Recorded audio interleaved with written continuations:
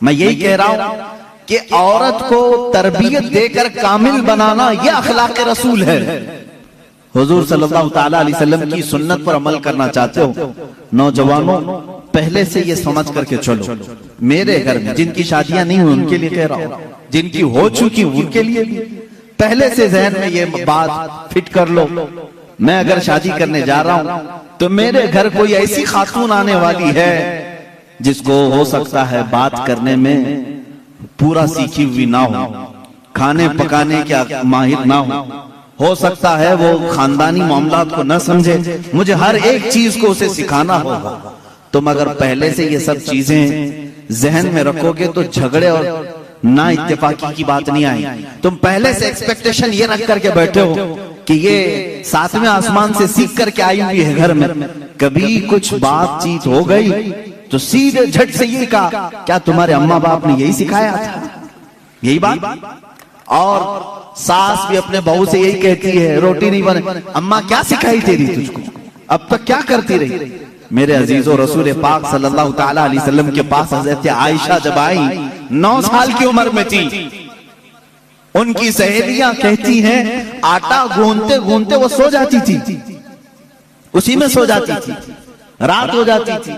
حضور پاک صلی اللہ تعالیٰ علیہ وسلم نے ایک دن بھی سختی نہیں فرمائی کہ عائشہ آٹا گوندتے گوندتے سو گئی، آٹے میں ہی ہاتھ رہ گئے۔ حضور اکرم صلی اللہ تعالیٰ علیہ وسلم نے انہیں مہ کامل بنایا۔ یہ اللہ کے رسول صلی اللہ علیہ وسلم کے اخلاق کریمہ ہیں۔ عورتوں کو تم جس قدر اچھی تربیت دو گے تمہاری محبت اتنی ہی ان کے دلوں میں ہوگی اور اتنی ہی عظمت بھی بڑھے گی، اتنی عظمت بڑھے گی۔ اور رسول پاک صلی اللہ تعالیٰ علیہ وسلم کی اس عظیم سنت پر بھی عمل ہوگا۔ بعض لوگ یہ سوچتے ہیں کہ فل ہائی کوالیفائیڈ چاہیے، پوری طرح سے میچور چاہیے، تو تمہارا یہ ایکسپیکٹیشن بعض دفعہ تمہیں دھوکہ دے دیتا ہے۔ تم جو کچھ بھی سوچ کر کے رکھے ہو وہ نہیں آئی، چڑچڑ ہو جاتا ہے، دماغ میں الگ الگ وسوسے آنے لگتے ہیں، پھر دوسرے کا خیال آنے لگتا ہے، اور پھر دوسری بھی ویسی نکلی تو کیا کرو؟ اسی لیے اخلاق رسول یہ ہے۔ اللہ کے نبی صلی اللہ علیہ وسلم کے پاس وہ عورتیں آئیں جو الگ الگ خاندان کی تھی، الگ الگ مزاج کی تھی، الگ الگ قبیلوں کی تھی۔ ارے یہودیوں کے خاندان سے حی بن اخطب کی بیٹی صفیہ رضی اللہ تعالیٰ عنہا حضور کے گھر آئی، ان کے پورے رسم و رواج الگ تھے، سارے خاندانی معاملات الگ تھے، لیکن کیا کبھی وہ مس میچ ہوئی حضور کے ساتھ؟ رسول پاک صلی اللہ تعالیٰ علیہ وسلم نے ان کے ساتھ بھی زندگی کیسے گزاری؟ حضرت صفیہ رضی اللہ تعالیٰ عنہا حضور صلی اللہ تعالیٰ علیہ وسلم کی بارگاہ میں جب آئیں، دیکھیں حضور عدل کیسے کرتے تھے بیویوں کے ساتھ۔ یہ خاندان تھا بنی اسرائیل کا، یہودیوں کا، حضرت موسیٰ علیہ السلام سے جو چلا ہے وہ خاندان تھا۔ موسیٰ علیہ السلام کی اولاد وہ مدینہ طیبہ میں تھی، انہی کی خاندان سے حضرت صفیہ آئی تھی۔ جب شادی ہوئی تو عورتوں میں آپس میں باتیں ہوتی رہتی، سوتنوں کے معاملات رہے۔ حضور کی ایک زوجہ حضرت عائشہ ہیں جن کے باپ صدیق اکبر ہیں، ایک زوجہ حضور کی حضرت حفصہ ہیں جن کے والد عمر ابن خطاب رضی اللہ تعالیٰ عنہ، ایک حضرت ابو بکر کی بیٹی حضور کے نکاح میں، ایک حضرت عمر کی بیٹی حضور کے نکاح میں۔ یہ دونوں ملتی تھی تو بڑی لمبی باتیں بھی ہوتی تھی، خاندان ایک تھا۔ ان کے بیچ میں حضرت صفیہ آ گئی، الگ خاندان کی، یہودی خاندان سے آئی تھی، لیکن حضور کے نکاح میں آئی تھی۔ حضرت صفیہ کو دونوں چھیڑنے لگی، کیا کہہ کر کے کہا کہ صفیہ ہوئی بن اخطب ہے نا تیرا باپ، یعنی یہودیوں کے قبیلے کا سردار ہے۔ حضرت عائشہ کہتی ہے میرے باپ تو صدیق اکبر ہے، حضرت حفصہ کہتی ہے میرے باپ تو عمر ابن خطاب ہے، جن کی نیکیاں حضور نے اس طرح فضیلتیں بیان فرمائی۔ حضرت صفیہ کے دل میں تھوڑا سا وہ لگا کہ یہ دونوں اپنے اپنے باپ پر فخر کر رہی۔ حضور پاک کے حجرے میں آئی، غمگین تھی۔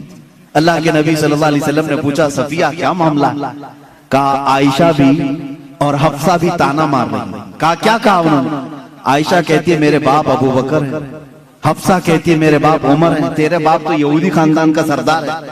حضور نے فرمایا جاؤ جواب دو، عائشہ کو بھی اور حفصہ کو بھی۔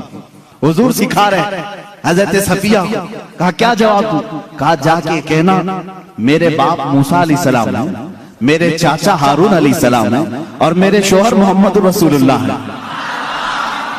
وہ آئی فخر کے ساتھ کہا میں اس خاندان سے ہوں کہ میرے آبا و اجداد میں میرے باپ موسیٰ علیہ السلام ہیں، نبی ہیں، اور میرے چاچا ہارون علیہ السلام ہیں، اور میرے شوہر کا تو کیا کہنا سید الانبیاء ہے۔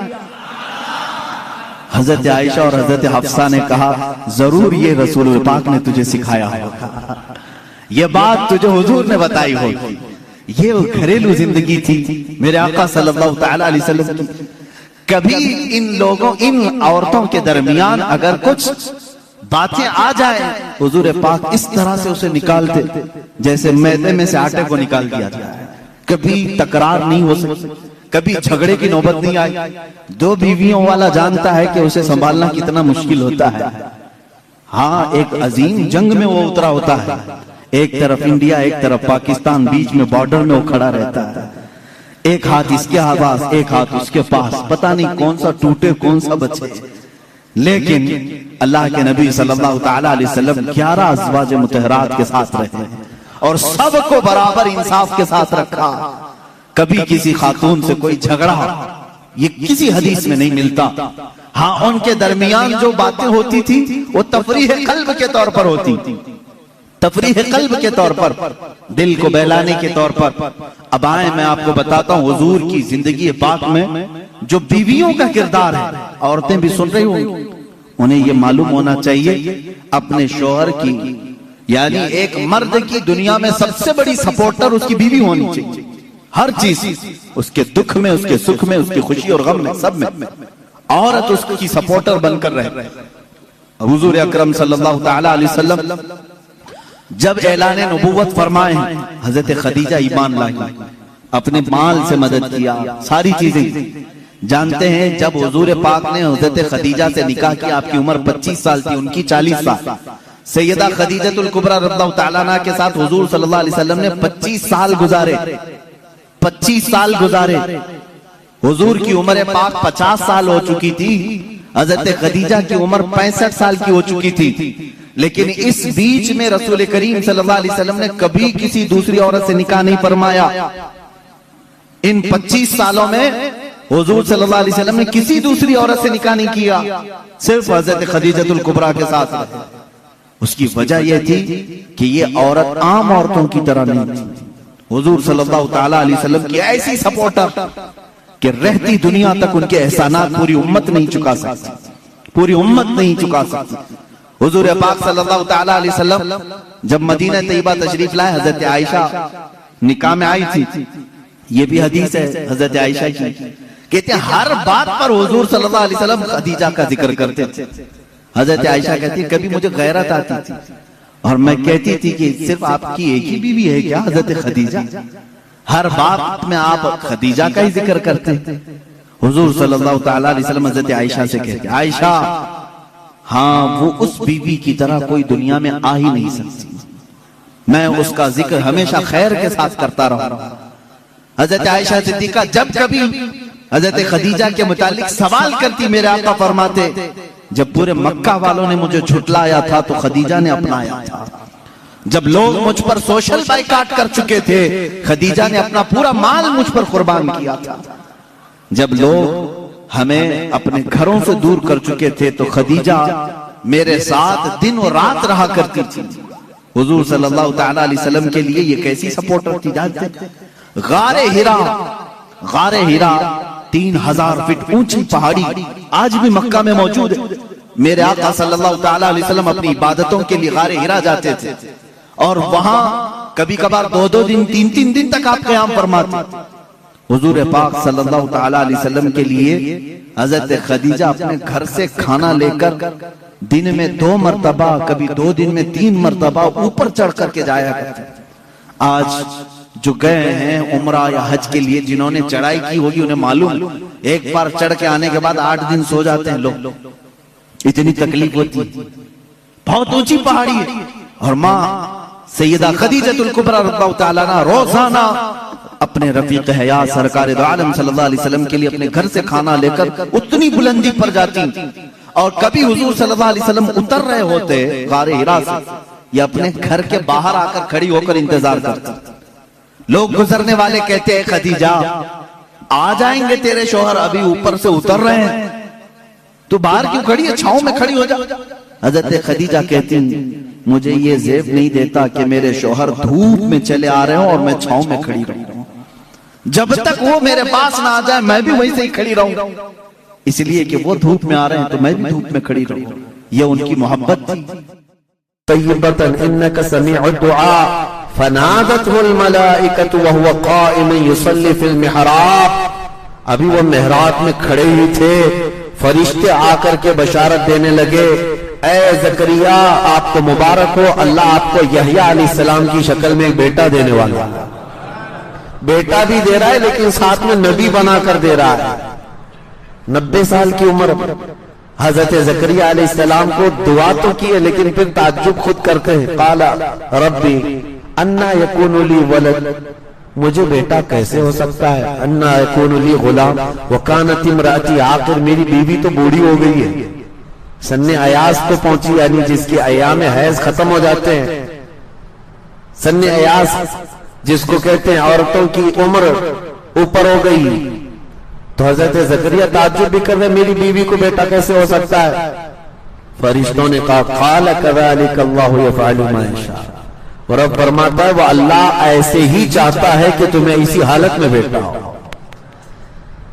میرے عزیزو اب یہاں پر ایک نقطہ عرض کرنا ہے، یہ جو لفظ ہے نا یہ بہت اہم ہے، ہنالک دعا زکریا ربہ، حضرت زکریا علیہ السلام نے محراب مریم میں کھڑے ہو کر کیوں دعا کی، جبکہ وہ خود نبی ہے، اور حضرت مریم کون ہے، نبی نہیں ہے، اللہ کی ایک ولیہ ہے۔ بات یہ سوچنے کی ہے ایک نبی کی دعا ولی کی بیٹھک پر قبول ہو سکتی ہے، تو پھر ایک امتی کی دعا ایک ولی کے مقام پر کیوں نہیں قبول ہوتی۔ نسبتوں کا احترام قرآن نے ہمیں بتایا ہے، پوری بیت المقدس مسجد اقصی کہیں بھی دعا کرتے، لیکن قرآن میں ہے جہاں بی بی مریم بیٹھتی تھی وہیں حضرت زکریا علیہ السلام نے دعا کیا۔ پتہ یہ چلا کہ دعاؤں کی قبولیت کی کچھ جگہیں بھی ہوتی ہیں جہاں جا کر کے دعا کریں تو فوراً اللہ قبول فرماتا ہے۔ اسی طرح فتاوی رضویہ شریف میں اعلیٰ حضرت نے وہ مقامات گنائے ہیں جہاں سب سے جلدی دعائیں قبول ہوتی ہیں۔ میں آپ کو ایک جگہ بتا دوں اعلیٰ حضرت نے جو لکھا ہے، بہت سارے مقامات لکھے ہیں، ان میں ایک جگہ امام اہل سنت فرماتے ہیں سب سے تیز دعا قبول ہونے کا مقام اجمیر معلیٰ غریب نواز کا دربار۔ مجھے حیرت ہوتی ہے بریلی کے نام سے کچھ لوگ چڑھتے ہیں، اعلیٰ حضرت کے نام سے کچھ لوگوں کو تکلیف، جبکہ اعلیٰ حضرت نے خود یہ لکھا ہے فتاوی رضویہ شریف میں کہ دعاؤں کے قبول ہونے کی جو جگہ ہیں ان میں سے ایک جگہ اجمیر معلیٰ غریب نواز کا دربار ہے۔ میرے عزیزو یہ قرآن پاک سے ثابت ہے کہ جہاں اللہ کے اولیاء بیٹھتے ہیں وہاں دعائیں قبول ہوتی ہیں۔ بہرحال یہ آل عمران، پھر حضرت بی بی مریم وہیں پلی بڑی، جوان ہوئی، یہاں تک کہ ان کی جوانی تک کسی بھی مرد نے ان کو چھوا تک نہیں، ان کو چھوا بھی نہیں۔ حضرت بی بی مریم، اور اس کے بعد پھر اللہ رب العزت کی مرضی تھی کہ جبرائیل امین علیہ السلام کو بھیجا اور انہوں نے آ کر ان پر ایک پھونک ماری۔ جب حضرت بی بی مریم جوان ہوئی تب کی بات، حضرت مریم حاملہ ہو گئی اور پھر حضرت عیسیٰ علیہ السلام کی ولادت ہوئی۔ انشاءاللہ سورہ مریم 16ویں پارے میں جب آئے گا تو حضرت عیسیٰ علیہ السلام کے متعلق تفصیلاً میں انشاءاللہ عرض کروں گا۔ آج عمران کون ہے، آل عمران کون ہے، وہ میں نے بتایا۔ عمران حضرت عیسیٰ علیہ السلام کے نانا ہیں، اور آل عمران حضرت بی بی مریم اور حضرت عیسیٰ علیہ السلام کو آل عمران میں شمار کیا جاتا ہے، یہ آل عمران۔ ان آیات میں نے اس سے قبل بھی بیان کیا اور ریکارڈ موجود ہوگا کہ جب عورتیں تمہاری حاملہ ہوں یا ولادت کا وقت قریب آئے تو یہ 2 آیتیں ہیں قرآن شریف، یہ 2 آیتیں وہ تلاوت کریں، نہایت آسانی کے ساتھ ان کی ولادت بھی ہوگی، اور صرف ولادت نہیں بلکہ نیک و صالح اولاد ہوگی۔ یہ آیتیں میں صرف اور صرف سورہ آل عمران کی آیت نمبر یہ اناؤنس کر دوں گا، کیونکہ بعد میں بہت سارے لوگ پوچھتے رہ جاتے ہیں۔ آیت نمبر 36 اور آیت نمبر 37 سورہ آل عمران کی، یہ دو آیتیں جب بھی عورتیں حمل سے ہوں تو وہ یہ تلاوت کریں، اور ولادت کی آسانی کے لیے سب سے بہترین آیتیں۔ اس کے بعد اور دو آیتیں اس سے قبل کی تفسیر میں بھی میں نے ریکارڈ کیا ہے، آج پھر آپ کو بتاتا ہوں۔ دو آیتیں ایسی ہیں آج ہم نے تلاوت کی ہے۔ جیسا بھی تم پر بوجھ ہو قرض کا، جیسی بھی بے روزگاری ہو، یہ دو آیتیں عشاء کی نماز کی سب سے آخری 2 رکعت نفل نماز میں 5 مرتبہ پڑھتے رہے۔ یہ تجربے کی بات میں بتا رہا ہوں، بہت تیز اثر کرتی ہیں، اور اللہ تعالیٰ اس بندے کو بے نیاز فرماتا ہے۔ ہر طرح کے بوجھ سے اللہ تعالیٰ اسے بے نیاز فرماتا ہے۔ وہ آیتیں ہیں تولج اللیل فی النہار وتولج النہار فی اللیل، نہیں بلکہ اس سے پہلے قل اللہم مالک الملک تؤتی الملک من تشاء وتنزع الملک ممن تشاء وتعز من تشاء وتذل من تشاء بیدک الخیر انک علی کل شیء قدیر۔ اس کے بعد والی آیت، یہ دونوں آیتیں یاد کر لیں۔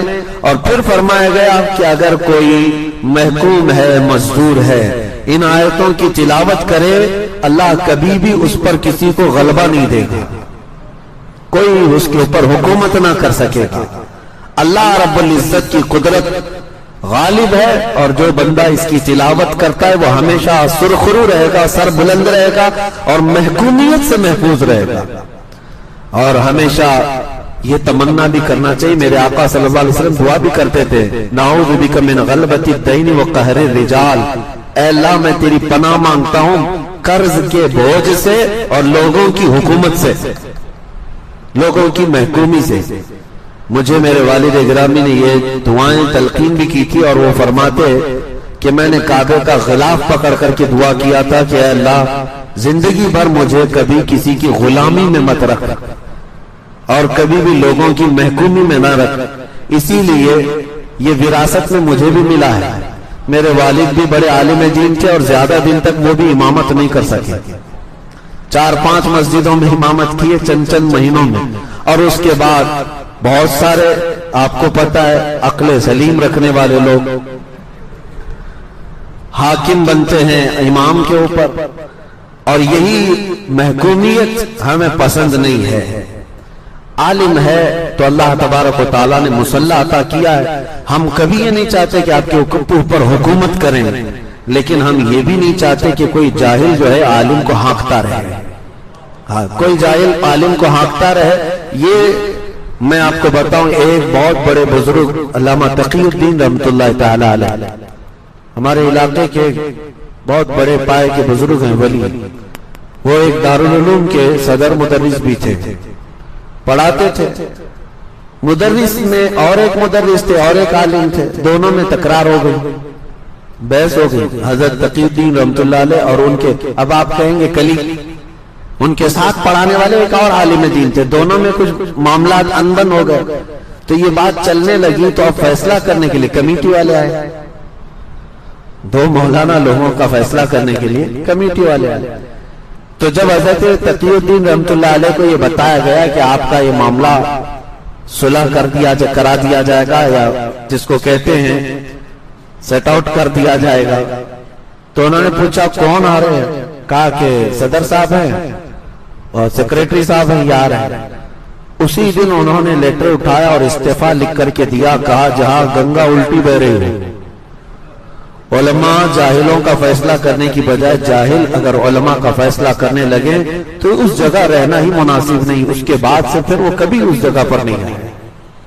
اور میرے آقا صلی اللہ علیہ وسلم نے فرمایا اذا وسد الامر الى غیر اہلی فانتظر الساعہ، جب دین کے معاملات جاہلوں کے ہاتھ میں جائیں تو انتظار کرو، قیامت بہت قریب آ چکی، بہت قریب آ چکی۔ اسی لیے میرے عزیزوں، ایک مشہور بات ہمارے سامنے آئی تھی، مسجد کی امامت کے لیے امام آتے رہتے، ممبئی میں تو بہت چلتا ہے، ٹیسٹ دینے کے لیے آتے ہیں، پہلے جمعہ پڑھائیں گے، پھر مغرب عشاء پڑھائیں گے، دیکھیں گے ان کی قرات کیسی ہے, تقریر کیسی ہے, اور ٹیسٹ کون لے رہا ہوتا ہے؟ جاہل لوگ دیتے ہیں. ایک امام صاحب مسجد کی امامت کے لیے آئے, اپلائی کیے, جمعہ پڑھایا انہوں نے, اس کے بعد بیٹھے کمیٹی والے لوگ ٹیسٹ لینے کے لیے کہ حضرت ہم تھوڑا بہت آپ سے پوچھیں گے, اس کے بعد امامت پہ رکھیں گے. کہا ٹھیک ہے پوچھیے. تو صدر صاحب نے پوچھا قیامت کی نشانیاں کیا ہیں؟ مولانا آپ بتائیے. انہوں نے کہا سب سے بڑی نشانی تو آپ ہی ہیں. قیامت کی پہلی نشانی یہ ہے کہ جاہل جو ہے علماء کا ٹیسٹ لینے لگ جائے. اس کے بعد وہ وہاں سے نکل گئے. بہرحال بات طویل نہ ہو جائے, یہ دعائیں یاد رکھیں. اللہ تبارک و تعالی ہمیشہ محکومی سے محفوظ رکھے, رزق ایسا دے کہ اللہ تعالیٰ بے نیاز کر کے رزق عطا کرے, لوگوں کی محتاجی سے ہمیشہ محفوظ رکھے. اس کی دعا بھی کرتے رہو اور کوشش بھی کرتے رہو. اور پھر میں نے دوسری چیز کیا بتائی آپ کو, یہ سورہ عمران, آل عمران میں عمران کون ہے اور آل عمران کون ہے یہ بتایا. سیکنڈ نمبر پر میں نے کہا آیت مباہلہ. ایک آیت اس میں ہے عیسائیوں کا اور حضور پاک صلی اللہ تعالی علیہ وسلم کا. ایک بار اس بات پر مباحثہ ہوا کہ کون حق پر ہے. عیسائی کہتے تھے کہ ہم حق پر ہیں. نبی پاک صلی اللہ تعالی علیہ وسلم کو اللہ نے فرمایا اے محبوب آپ ان سے کہہ دیں اگر تم حق پر ہو نا فَقُلْ تَعَالَوْا نَدْعُوا أَبْنَاءَنَا وَأَبْنَاءَكُمْ وَنِسَاءَنَا وَنِسَاءَكُمْ وَأَنفُسَنَا وَأَنفُسَكُمْ. آؤ میں اپنے بیٹے بیٹیاں لے کر آتا ہوں, میں اپنی عورتیں لے کر کے آؤں گا, میں خود بھی آؤں گا, تم اپنے بیٹے بیٹیاں لے آؤ, تم اپنی عورتیں لے آؤ, اور تم خود بھی آؤ, اور بیٹھیں گے ایک میدان میں. یہی مباہلہ ہے, ایک مناظرہ ہے, ڈیبیٹ کرنا. یعنی میں ایک دلیل دوں گا, آپ ایک دلیل دیں گے, مناظرہ ہے. اور ایک ہے مباہلہ, اس میں بات چیت نہیں ہے, اس میں بیٹھے رہیں گے میدان میں اور دونوں دعا کریں گے. دونوں دعا کریں گے کہ اللہ جو جھوٹا ہے اس کا چہرہ کالا کر دے, یا کوئی نشانی. جیسے بہت سارے ہمارے بزرگوں نے مباہلے میں الگ الگ چیزیں اختیار کی. میں پہلے یہ حضور کا مباہلہ بتاتا. حضور پاک صلی اللہ علیہ وسلم نے عیسائیوں سے کہا آ جاؤ تم بھی آؤ میدان میں بھی آتا ہوں, اور ہم اپنے اپنے رب کو پکاریں گے. جس کا دین سچا ہوگا وہ حق اس کا ظاہر ہو جائے. عیسائی مان گئے, کہا کہ ٹھیک ہے. نجران ایک جگہ ہے, وہاں کے عیسائی تھے. اب حضور پاک صلی اللہ علیہ وسلم اپنے گھر سے نکلے اور ساتھ میں کس کو لیا؟ سیدہ بی بی فاطمہ الزہرا, امام حسن کو, امام حسین کو, اور حیدر کرار علی مرتضیٰ. یہ پنجتن پاک کا قافلہ نکلا ہے اور نجران کی طرف. میرے عزیزوں ناموں میں اتنا اثر ہے کہ آج بھی ہم دعا کرتے ہیں لی خمسۃ اطفی بہا حر الوباء الحاطمہ المصطفیٰ والمرتضیٰ وبناہما والفاطمہ. میرے پاس 5 نام ایسے ہیں جن سے ہر بری چیز کو اور ہر گرمی کو میں دور کر دیتا ہوں. وہ 5 نام کیا ہیں؟ ایک مصطفیٰ, ایک مرتضیٰ, ایک حسن حسین اور ایک فاطمہ. یہ 5 ناموں میں یہ تاثیر ہے. یہ پنجتن پاک کا قافلہ نکلا نجران کی طرف اور حضور پہنچ گئے. اہل حق ہمیشہ پہنچتے ہیں.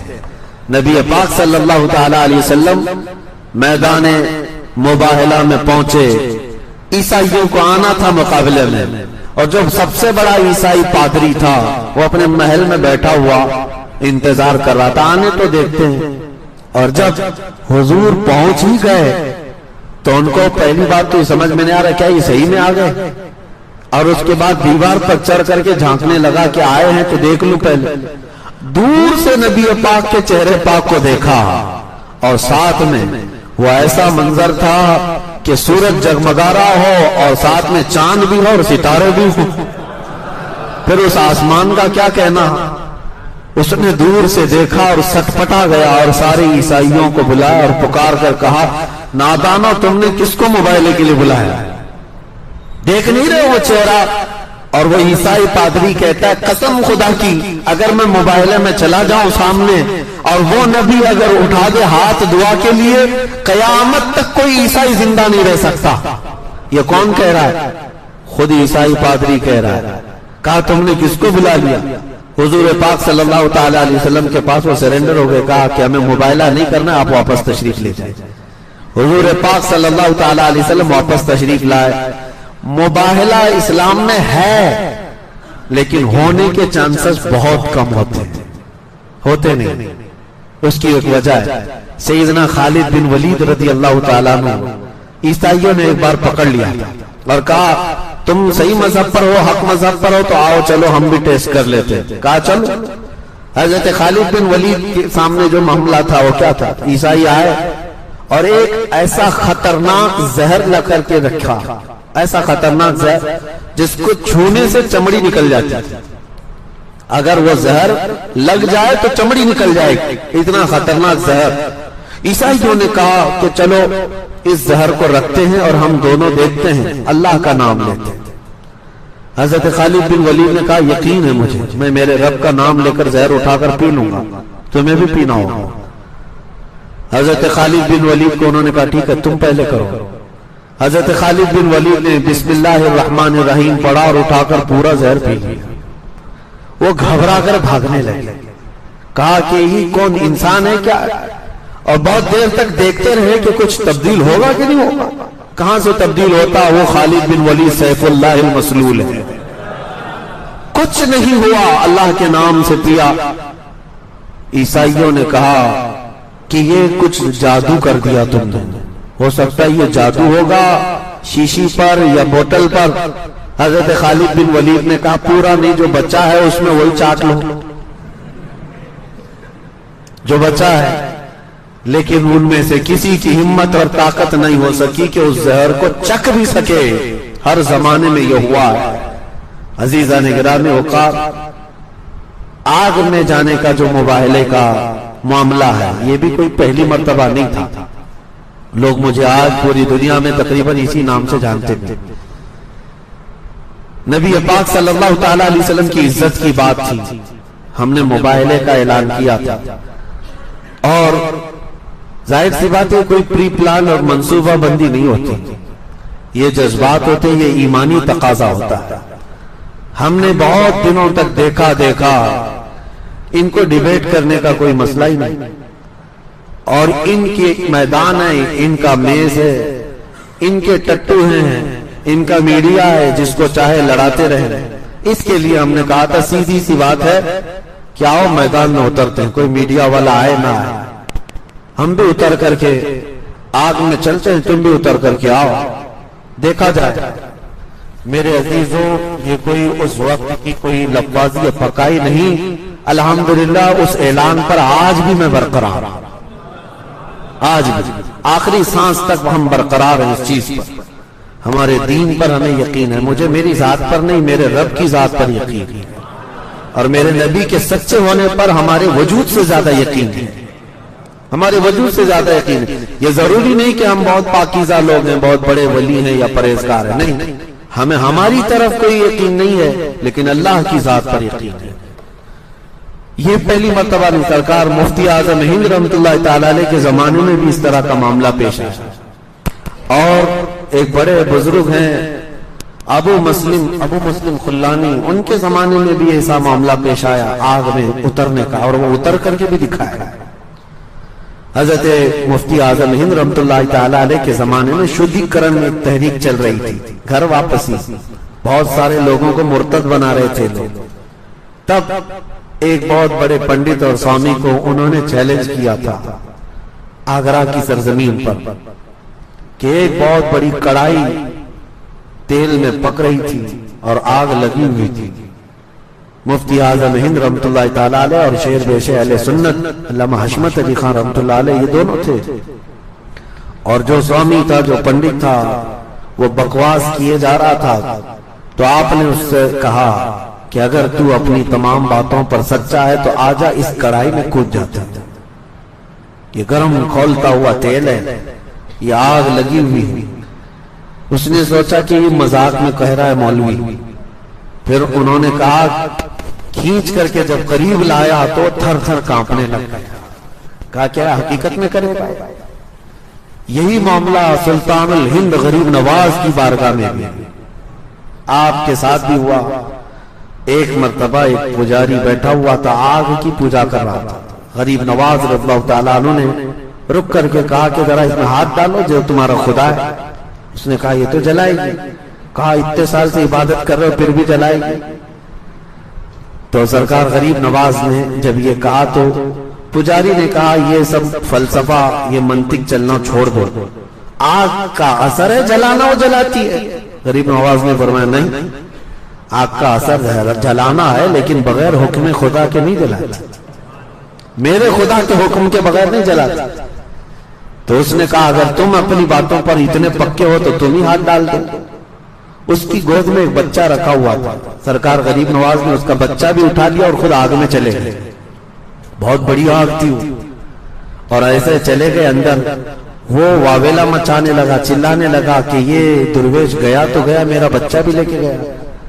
بہت دیر تک وہ باہر نہیں آئے. کئی لوگوں کو اس نے جمع کر لیا, بہت سارے لوگ دیکھنے آئے. کافی دیر کے بعد سرکار غریب نواز اس بچے کے ساتھ اپنا جبہ جھاڑتے ہوئے باہر تشریف لائے. کچھ بھی نہیں تھا. بچے کو لے کر کے اس نے دیکھا تو ماتھا بھی ٹھنڈا ہے, جسم بھی ٹھنڈا ہے, سب پکڑ کر کے دیکھو تو آگ کا کوئی اثر ہی نہیں. بچہ تو غریب نواز کا نہیں تھا, بچہ اسی کا تھا. سرکار غریب نواز رضی اللہ تعالیٰ عنہ نے ثابت کر دکھایا. آگ میں وہ حقانیت ثابت کرنے کے لیے, اپنی کرامت میں اللہ کی وحدانیت اور اسلام کی حقانیت ثابت کرنے کے لیے گئے اور واپس آئے. لیکن ساتھ میں یہ بھی بتا دیا جو ان کے دامن سے وابستہ ہوتا ہے وہ چاہے کسی کا بھی بچہ ہو اللہ اسے بھی محفوظ رکھتا ہے. اسی لیے ہمارے نعرے کیا ہوتے ہیں, غوث کا دامن, یہ بولتے ہیں نا خواجہ کا دامن. کیوں کہتے ہیں ہم؟ اسی لیے کہ ان دامنوں سے لگے رہیں گے, دنیا کی آگ سے بھی محفوظ اور آخرت کی آگ سے بھی انشاءاللہ محفوظ رہیں گے. یہ آیت مباہلہ. سیکنڈ چیز میں نے آپ کو بتا دی, مباہلہ کیا ہوتا ہے. مباہلہ حق کی اظہار کے لیے باطل اور حق کے درمیان ایک ایسا مقابلہ کہ دونوں اپنے اپنے خداؤں کو پکاریں اور اللہ رب العزت حق کو ظاہر فرماتا ہے. تیسری چیز میں نے آپ کو کہا محمد صلی اللہ تعالی علیہ وسلم اللہ کے رسول. یہ معاملہ حضور کی وفات کے وقت میرے عزیزو, ہمارا اسلام ایسا ہے جو کسی شخص پر ڈیپینڈ نہیں ہے, کسی بھی شخص پر ڈیپینڈ نہیں ہے. کوئی اگر یہ سوچتا ہے کہ مجھ سے ہی سب کچھ چل رہا ہے اور میں نہیں رہوں گا تو دین کا نظام نہیں چلے گا, تو یہ خام خیالی ہے. امت میں بڑے بڑے علماء آئے, صحابہ آئے, فقہاء آئے, لیکن کیا اسلام رکا ان کے جانے کے بعد؟ سرکار غوث پاک کا اپنا زمانہ تھا لیکن ان کے انتقال کے بعد کیا اسلام ختم ہوا؟ غریب نواز کے بعد اسلام ختم ہوا؟ کسی کے بعد نہیں. اسلام جو ہے کسی شخص سے ڈیپینڈ نہیں. اللہ تعالیٰ اپنے دین کی خدمات کسی سے بھی لیتا ہے لیکن یہ دین صبح قیامت تک رہے گا. نبی پاک صلی اللہ علیہ وسلم کی وفات کے بعد یہ دین نہیں رکا تو پھر اب کسی اور کے بعد کیوں رکے؟ حضور کا جب انتقال ہوا تو صحابہ میں بہت بے چینی تھی, بہت بے چینی تھی. صحابہ اکرام ایسی کیفیت میں تھے کہ ان کو بتانا مشکل ہے. لیکن صدیق اکبر نے یہی آیت تلاوت کی تھی جو آج ہم نے تلاوت کی. وما محمد الا رسول قد خلت من قبله الرسل افإن مات أو قتل انقلبتم على أعقابكم ومن ينقلب على عقبيه فلن يضر الله شيئا. حضرت ابو بکر نے منبر پر کھڑے ہو کر کے آیت تلاوت کی. حضرت عثمان غنی کو صحابہ بتاتے ہیں ایسی حالت تھی جیسے بچوں جیسی حالت ہو گئی. حضرت علی پتھر کی طرح جامد کھڑے ہو گئے تھے, کوئی ہلائے تو ہلتے نہیں تھے. صحابہ جہاں تھے وہیں دیواروں سے کوئی چپکے ہوئے کھڑے تھے. حضرت عمر تو تلوار نکال کر کہہ رہے تھے کہ کوئی کہے گا کہ میرے نبی کا انتقال ہوا میں گردن مار دوں. حضرت عمر تسلیم کرنے کو تیار نہیں. وہ کہہ رہے تھے کہ جیسے موسیٰ علیہ السلام کوہ طور پر گئے تھے اللہ سے کلام کرنے کے لیے, ہمارے نبی بھی گئے ہیں, وہ واپس آئیں گے.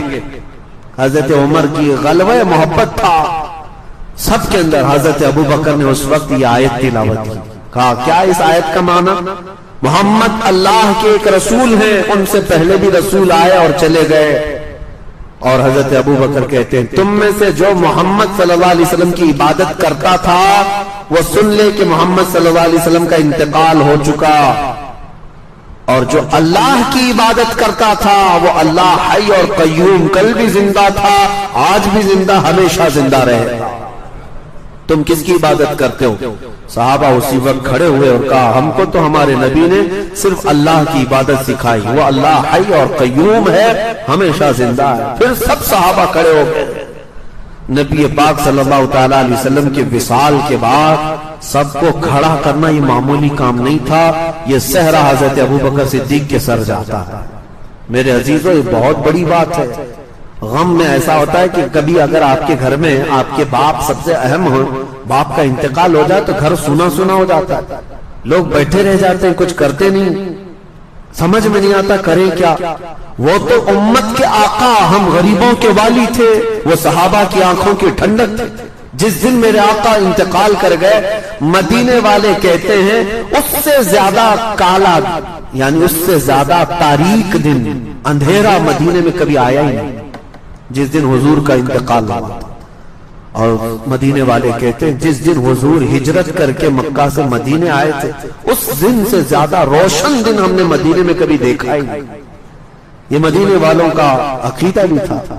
میرے عزیزوں، یہ آپ کو یہاں سے مجھے یہ بتانا ہے کہ اگر کوئی شخصیت ایسی ہے جس سے پورے لوگ جڑے ہوئے ہیں تو آپ یہ سمجھ لیں اس شخصیت کے انتقال کے بعد کام ختم نہیں ہونا چاہیے۔ ہمارے دین کا نظام ایسا ہے، اللہ اور اس کے رسول کے لیے کام کرو، کسی شخص کے لیے نہیں۔ آج لوگ اگر مجھ سے جڑے ہوئے ہیں تو میں ان سے بھی کہوں گا میرے لیے کوئی کام نہ کرے۔ میں آج ہوں جس طرح سے، کل میں بھی مر جاؤں گا۔ جب ہمارا جنازہ نکل جائے تو یہ نہیں کہ ان کے لیے ہم کرتے تھے وہی چلے گئے تو ہم چھوڑ دیے، تو گویا کہ تم اللہ اور اس کے رسول کے کاموں پر نہیں تھے، شخصیت پرستی تھی۔ اسی لیے آج سے یہ عادت ڈال لو، کوئی ہو یا نہ ہو، مجھے اللہ اور اس کے رسول کی رضا کے لیے کام کرنا۔ یہ اس آیت سے میں آپ کو پیغام دیتا ہوں۔ آخری چیز، سورہ نساء میں جو احکام آئے عورتوں کے لیے، اللہ نے فرمایا فَانْكِحُوا مَا طَابَ لَكُم مِّنَ النِّسَاءِ، عورتوں میں سے جو تمہیں پسند آ جائے ان سے نکاح کر لو۔ نکاح بہت ضروری ہے نوجوان۔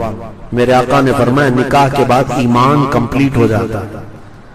نکاح، اور اسی میں اللہ نے فرمایا کہ نکاح کرو، اگر تم فقیر بھی ہو تو اللہ اپنے فضل سے تمہیں غنی بنا دے گا۔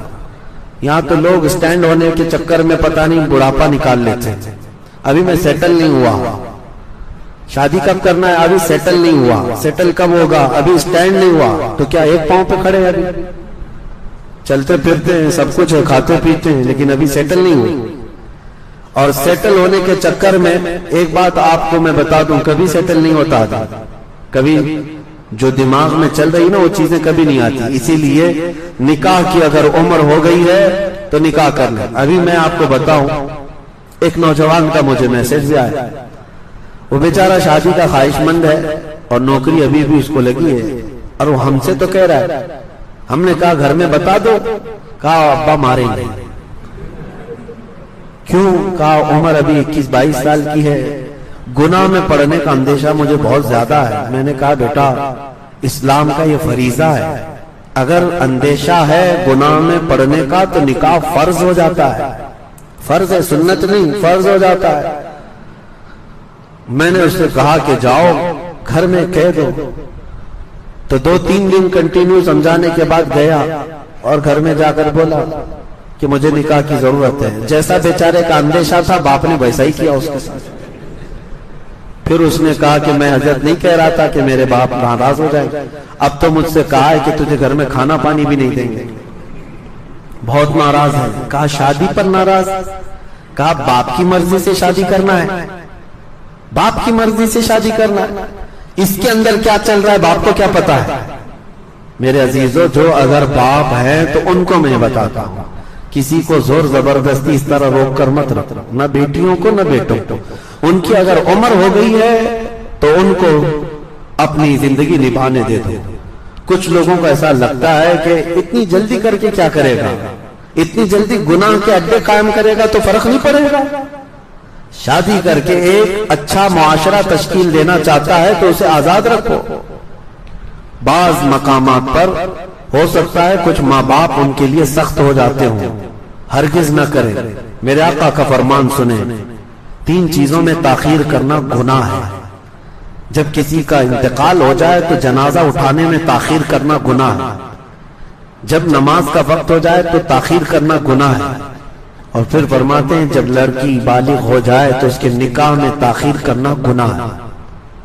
یہاں تو عمریں نکال دیتے ہیں لوگ، اور بہت سارے اس کے لیے پتہ نہیں کیا کیا معاملات ہیں۔ بہرحال اس کو آسان بنائیں۔ اب یہاں پر ایک لطیفے کے طور پر ایک بات میں بتاتا ہوں، آپ کو بھی سمجھا دوں، کل کو کوئی بیٹھ کر کے آپ کو پٹی پڑھانے کی کوشش کرے تو یہ بات یاد ہونی چاہیے۔ آیت ہے فَانْكِحُوا مَا طَابَ لَكُم مِّنَ النِّسَاءِ مَثْنَىٰ وَثُلَاثَ وَرُبَاعَ، تم میں سے جو عورتیں پسند آ جائیں نکاح کر لو، 2-2 3-3 4-4، یہ لفظ ہے۔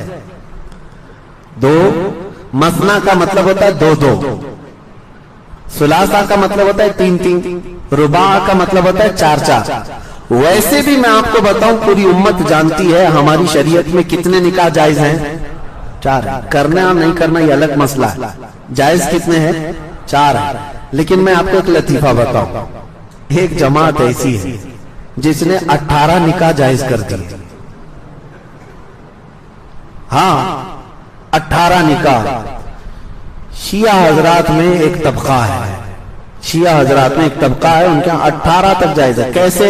میں بتاتا ہوں، 2-2 4، 3-3 6-4 اور 4-4 8، 8 اور 10، ہاں انہوں نے ایسے کیلکولیٹ کیا ہے۔ یہ تو اچھا ہے میرے عزیزوں، یہاں 4-4 تک کا لفظ آیا ہے، ورنہ یہ پتہ نہیں کیلکولیشن کہاں تک لے جاتا ہے۔ یہ محاورے کا لفظ ہے، محاورے کا لفظ ہے۔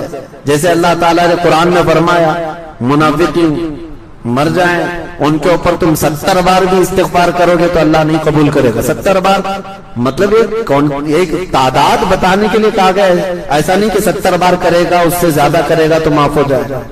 کچھ ورڈز ایسے ہوتے ہیں جو محاورے کے لیے استعمال کیے جاتے ہیں۔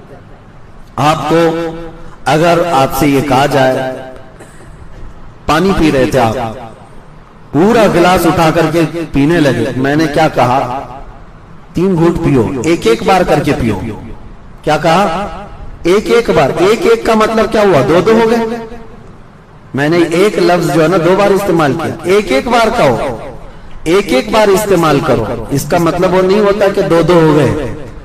تو یہ اگر کوئی کل کو پٹی پڑھائے ہمارے نوجوانوں کو اور 18 دماغ میں ڈالنے لگے تو سمجھ لینا کہ یہ کہاں سے آ رہی ہے بات۔ اسی لیے میرے عزیزوں، ہاں بہرحال اللہ تعالیٰ نے 4 تک ہمارے لیے اجازت رکھی ہے۔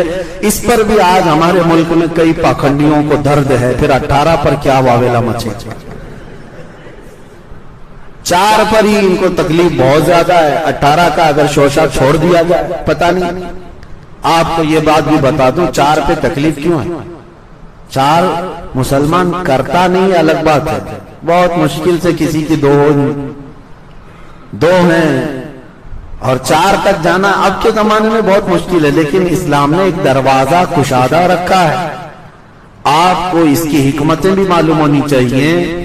عورتوں کی تعداد مردوں سے زیادہ ہے، آپ کہیں پر بھی جا کر کے معلومات حاصل کر لیں، مردم شماری میں بھی آپ کو مل جائے گا۔ کئی علاقے ایسے ہیں جہاں عورتوں کی تعداد مردوں سے زیادہ ہے۔ اور پہلے کا دور ایسا تھا کہ جنگوں میں سب سے زیادہ کون شریک ہوتے؟ نوجوان لوگ، اور جب وہ شہید ہو جاتے تو ان کی بیوائیں کیا کرتی؟ کیا وہ زندگی بھر ایسی بیٹھی رہتی؟ تو جو باحیات ہیں ان کو حکم ہوا کہ تمہاری ایک بیوی ہے تو کوئی اور ایک بیوہ اور ایک کو رکھ لو، تاکہ وہ فاحشہ ہونے سے وحشہ ہونے سے تو بہتر ہے کہ کسی کی بیوی بن کر کے زندگی گزارے۔ یہ اسلامی حکمت ہے۔ کسی عورت کو اسی طرح آزاد چھوڑ دینا اس سے بہتر ہے کہ کسی کی بیوی بن کر کے وہ گھر سنبھالے۔ یہ اسلام کی حکمت ہے۔ لیکن ان کو کیا سمجھ میں آیا جن کی بیویاں ہی نہیں ہیں؟ ان کو کیا سمجھ میں؟ یہاں تو ہمارے ہاں حالات ایسے ہیں 3 طلاق پر وہ بیچارہ قانون بنا رہا ہے جو کبھی بیوی کو رکھا ہی نہیں۔ معاملات آپ کو سمجھ میں آتا ہے۔ اور اتر پردیش میں یہ کون سا قانون؟ بچے کنٹرول کرنے کا قانون بنا رہا ہے، اور کون بنا رہا ہے؟ عجیب حال ہے۔ जो पूरा संन्यास लेकर बैठे हैं वो बच्चों के कंट्रोलिंग पे कानून बना रहे हैं, जिनको पता ही नहीं बच्चे पैदा कैसे हों, जिनको पता ही नहीं बच्चे पाले कैसे जाते हो। ये अजीब मामलात है। जिसकी बीवी नहीं वो बीवियों पे कानून बनाए, जिसके बच्चे नहीं वो बच्चों पे कानून बनाए। यहां पर अब मैं आपको बताऊं, मेरे मुस्तफा करीम सल्लल्लाहु अलैहि वसल्लम ने औरतों के हुकूक बयान की पूरी कायनात को, लेकिन हुजूर ने 10 निकाह करके औरतों को संभाल करके भी दिखाया है, उन औरतों को निबाह करके भी दिखाया है। ये अपनी अपनी बात है। बहरहाल ताद्दुद अज़वाज पर आज वो लोग एतराज करते हैं, बहुत अजीब व गरीब बात है, बहुत अजीब व गरीब बात है। हमारे मुल्क में सबसे ज्यादा जो धर्म है, जो रिलीजन है, वो सनातन है, हिंदू धर्म है, और उनके अगर कुछ लोग इस तरह के 4 बीवियों पर एतराजात करते हैं तो मुझे हैरत होती है, क्योंकि शायद उन्होंने अपनी मुकद्दस किताबें नहीं पढ़ी। कृष्णा जी की कितनी बीवियां थी शायद पता ही नहीं, पता होता तो किस तरह की बातें करते।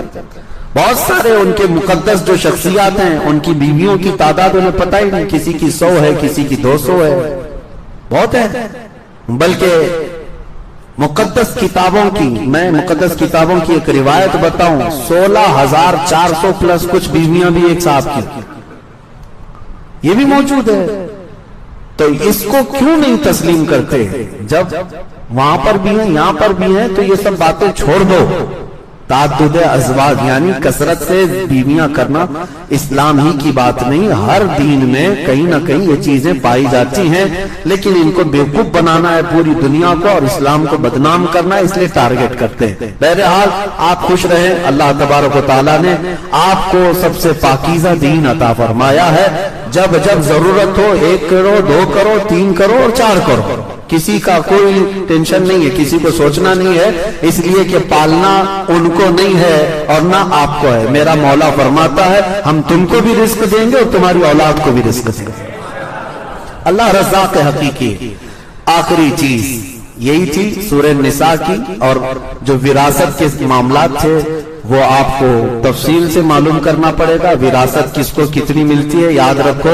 अगर किसी का हक आपने एक बालिश्त जमीन किसी की हड़प करके रख ली, हुजूर पाक सल्लल्लाहु अलैहि वसल्लम फरमाते हैं कल क़यामत के दिन पूरी जमीन उठाकर उसके गले का तौक बनाकर डाली जाएगी, पूरी जमीन का तौक बनाकर उसके गले में डाल दिया जाएगा, वो गर्दन नहीं उठा सकेगा। तो यहाँ पर जो विरासत है जिसकी है वो फौरी तौर पर उसकी अदा कर दी जाए। किसका किसका हक है पूरा सफा है। यूसीकुमुल्लाहु फी औलादिकुम लिज़्ज़करि मिस्लु हज़्ज़िल उन्सयैन। जब किसी का इंतकाल हो जाए, बेटे हों बेटियां हों, तो बेटों को 2 हिस्सा, बेटी को 1 हिस्सा। उसके माँ बाप हैं तो उनको सुदुस है, 6ठा हिस्सा है। और फिर बीवी को 8वां हिस्सा अगर औलाद है, और औलाद नहीं है तो 4था हिस्सा है। सबके हिस्से अल्लाह ताला ने इसमें बयान फरमाए हैं। और फिर कयामत के दिन के खौफ के साथ भी मेरे आका ने फरमाया अगर किसी ने किसी का हक दबाया तो कयामत के दिन उसको पूरी नेकियां देनी पड़ जाए। और फिर अगर फिर भी हक पूरा नहीं हुआ तो जिसका हक तुमने खाया था उसके गुनाह उठाकर तुम्हारे ऊपर डाल दिए जाएंगे। इसलिए बहनों का हक है, माँ बाप का हक है, बच्चों का हक है, भाइयों का हक है, जिसका हक है